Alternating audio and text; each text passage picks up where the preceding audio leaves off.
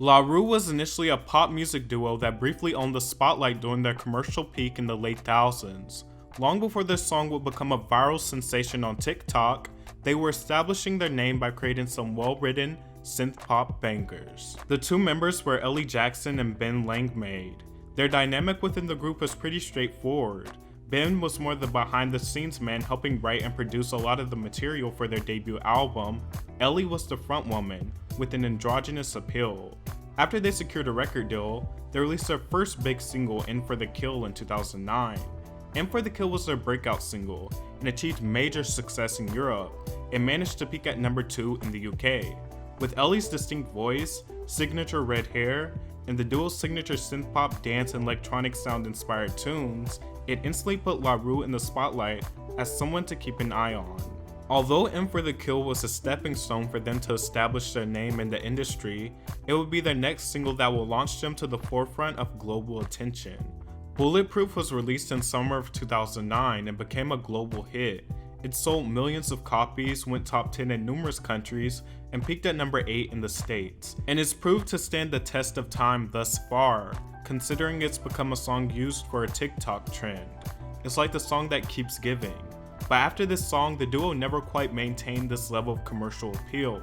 And years later, Ellie Jackson, the frontwoman of the duo, doesn't really care for the song.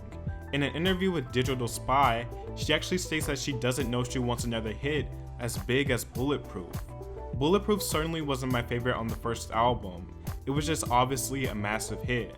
I loved it at the time, but I don't think it was my favorite. In For The Kill was my favorite, she says, or maybe even Tiger Lily or Colorless Color. With Bulletproof, we just knew, which was exciting. If I could watch the Bulletproof video now, I wish I could erase it. I don't want it to erase the house that I bought from it, but it's 10 years ago for me now. And I think it's weird when so many people see you as being represented by that song, and you feel so far away from it. That's why I needed to get this record out. Also, part of the anxiety I experienced was because of the type of attention that Bulletproof received, and therefore I received. I wasn't that keen on it. I don't know if I want to have a hit like that again. So this interview can give a bit more insight as to why Roux backed away from the spotlight. The duo's self-titled debut album was actually released before the big hit, and it helped propel the album. It was a critically successful album and even won a Grammy Award for the Best Dance and Electronica Album. Leading up to their second album, Ellie would lend her vocals to Kanye West for the song All of the Lights, and also do some work on Jay-Z and Kanye's Watch the Throne album. They felt a bit of pressure trying to follow up their debut. Shortly before the sophomore album was released, it was announced that Ellie and Ben had parted ways. The duo's breakup wasn't quiet. They exchanged remarks in the media. According to The Guardian, Ben revealed he left Roux because of the writer and engineer Ian Sherwin, whom he described as an idiot. Although Ben still co-wrote 5 songs on the album, he was not as heavily involved like he was with the debut. Ellie talked about their split and them essentially growing apart as artists. I felt that the artist I decided to be, Ben didn't agree with. She felt that Ben refused to consider songs that she'd written. One of Langmaid's biggest roles was being that person I could go and talk to about lots of very personal stuff at length, and then write about it, she says. But for want of a better way of saying it, I didn't need that anymore. I thought I could do that with a number of people. Ben responded by saying, "We've had creative differences in the past, what band hasn't? But we always got through them, and usually the music benefits. I'm truly saddened that it has ended this way, but I am immensely proud of what we achieved together. We wrote 5 great songs together, all of which are on the album.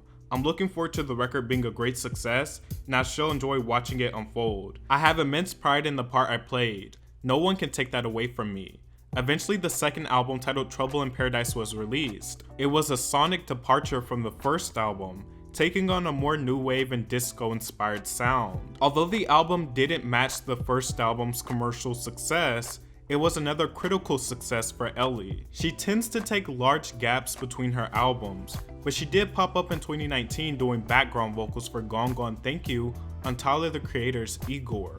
Earlier this year, she released Supernova, her third album, which received mixed reviews and continued toying with 80s and disco-inspired music.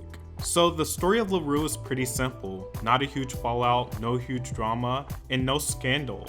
Ellie also doesn't seem to want another hit as big as Bulletproof, and appears that she's simply making music for the enjoyment.